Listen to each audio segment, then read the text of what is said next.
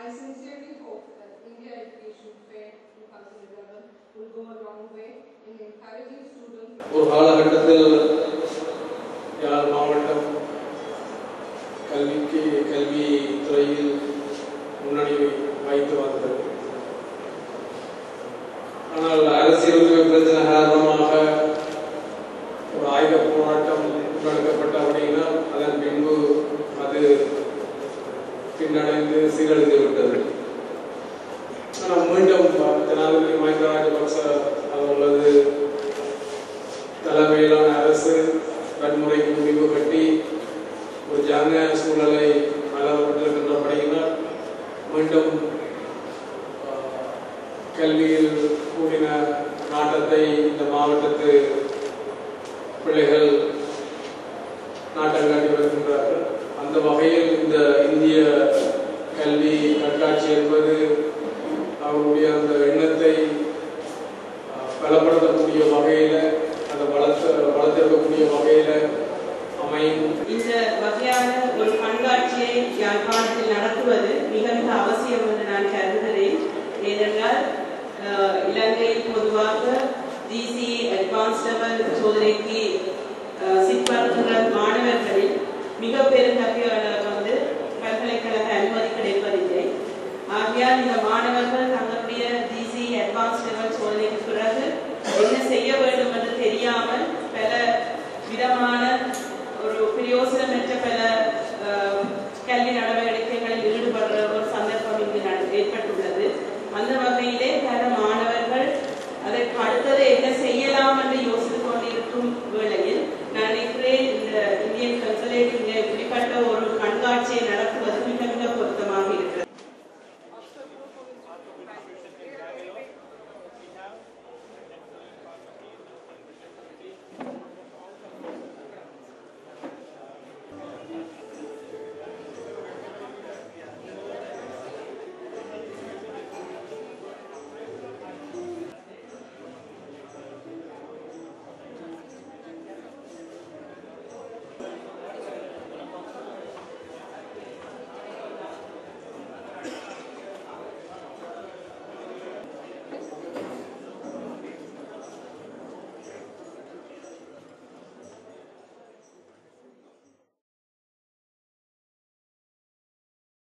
அடுத்த தொடர்களை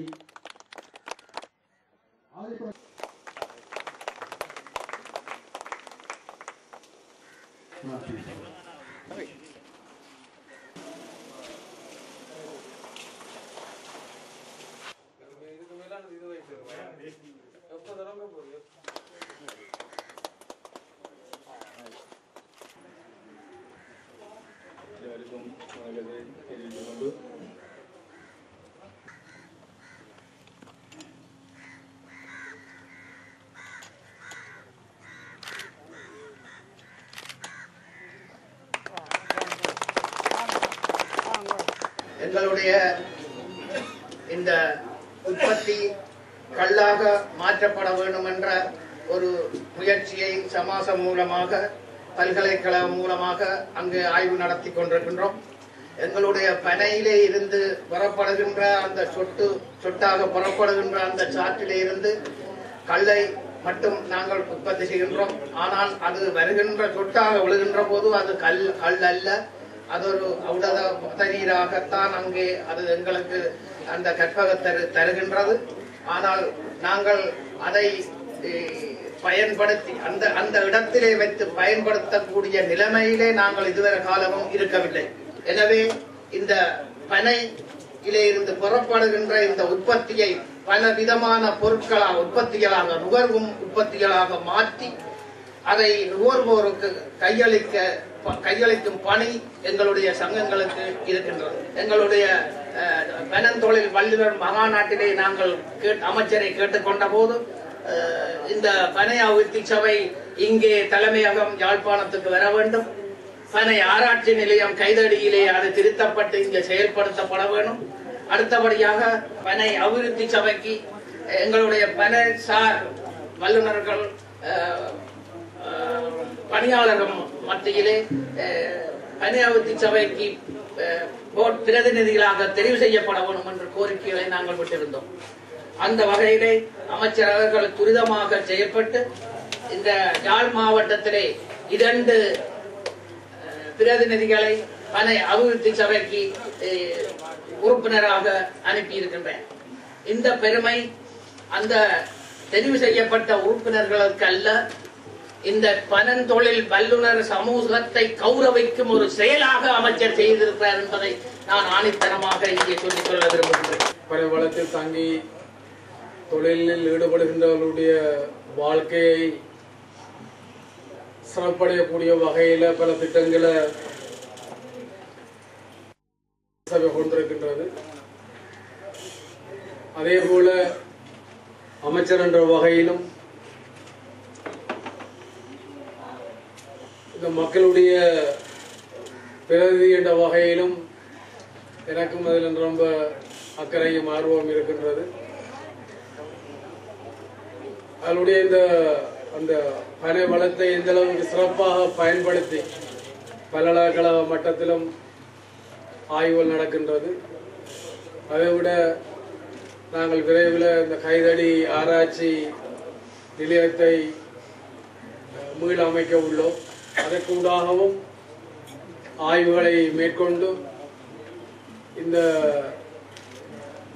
வளத்தை எந்த அளவுக்கு உச்சபட்சமாக பயன்படுத்த முடியுமோ அதற்காகவும் அந்த வளத்தில் தங்களுடைய வாழ்வாதாரத்தை தங்க வைத்திருக்கின்ற மக்களுடைய வாழ்வாதாரமும் சிறப்பதற்கு நாங்கள் முழு முயற்சி எடுக்கின்றோம்.